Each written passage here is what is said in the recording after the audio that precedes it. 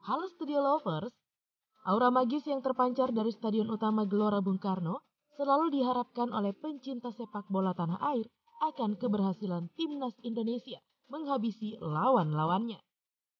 Kandang timnas yang penuh sejarah ini harusnya selalu bergelora, layaknya spirit punggawa timnas Indonesia. Nah, di Piala AFF 2022 kali ini, stadion bersejarah tersebut akan menjadi saksi laga penting timnas di fase grup. Selanjutnya, jika melaju, Stadion GBK juga akan menjadi kandang home timnas Indonesia. Nah, gimanakah kisah Stadion Kebanggaan Indonesia ini saat digunakan timnas Indonesia sebagai kandangnya? Yuk kita singkap beritanya melalui video berikut ini.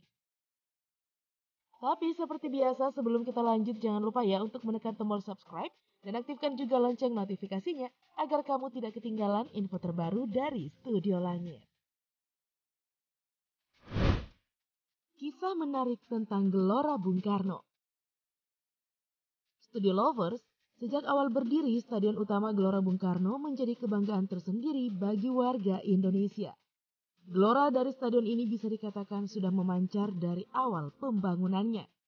Mungkin terkesan agak berlebihan ya Studio Lovers, tetapi hal tersebut bisa diterima jika menengok kembali peran GBK sebagai tonggak awal pembangunan infrastruktur di Indonesia, terutama infrastruktur olahraga nasional.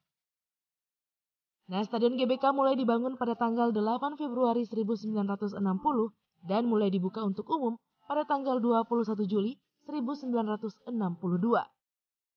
Penunjukan Indonesia sebagai tuan rumah Asian Games keempat pada tahun 1958 di Tokyo menjadi latar belakang dibangunnya stadion bersejarah ini.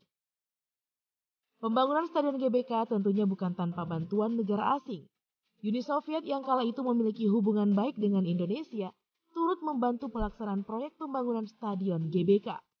Sampai-sampai negara tersebut pun meminjamkan dana untuk pembangunan sebesar 12,5 juta US dollar kepada Indonesia pada tahun 1958. Ditambah lagi Uni Soviet juga mengirimkan beberapa arsitek terkemukanya dan alat berat untuk membantu terlaksananya proyek tersebut hingga selesai. Pada saat awal pembangunannya, stadion ini di Studio Lovers memiliki kapasitas sangat besar, yakni 110.000 penonton. Pada zamannya, stadion ini bisa dikatakan sebagai stadion terbesar di dunia.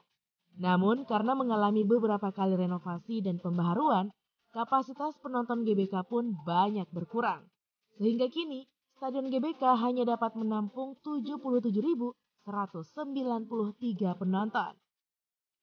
Tapi Studio Lovers tetap saja ya stadion ini megah. Kenangan pahit di Stadion GBK. Studio Lovers, sudah lebih setengah abad berdiri, banyak kenangan laga penting bagi timnas Indonesia yang dihelat di Stadion GBK. Stadion bersejarah tersebut akan menjadi saksi dua laga penting timnas Indonesia di Piala AFF 2022 di fase grup melawan Kamboja dan Thailand. Jika melaju, maka Stadion GBK ini akan menjadi markas home timnas Indonesia. Sebab di Piala AFF kali ini tidak ada tuan rumah tetap. Nah, sejauh berdirinya stadion ini di Studio Lovers, timnas ternyata tidak selamanya mendapatkan daya magisnya. Ada juga nih pil pahit yang diterima oleh timnas di stadion ini.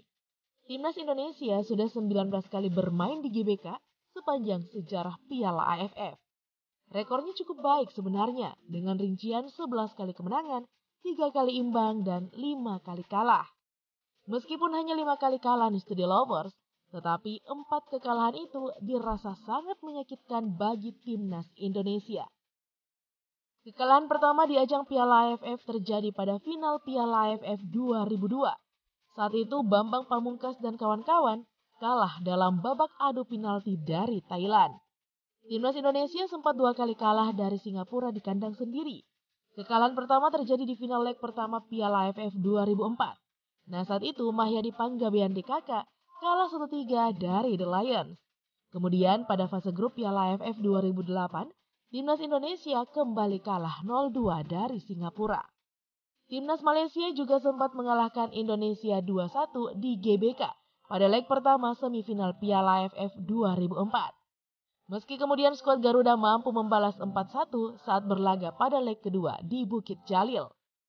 Kekalahan terakhir timnas Indonesia di GBK pada Piala AFF terjadi pada semifinal leg pertama Piala AFF 2008. Nah, saat itu tim Merah Putih kalah 0-1 dari Thailand.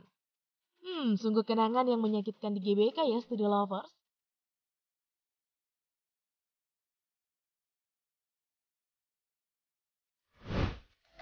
Catatan perih Indonesia di Piala AFF.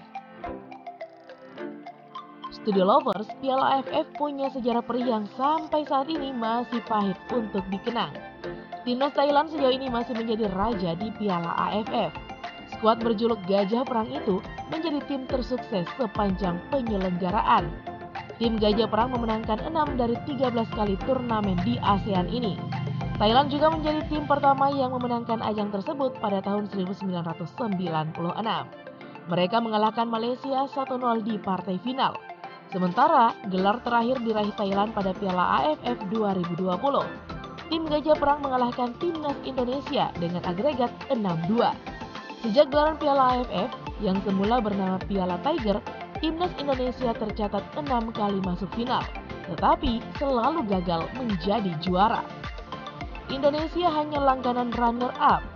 Di gelaran Piala AFF 2022 kali ini, rakyat Indonesia tentu berharap Timnas Indonesia bisa memecah telur untuk juara kali pertama di ajang ini.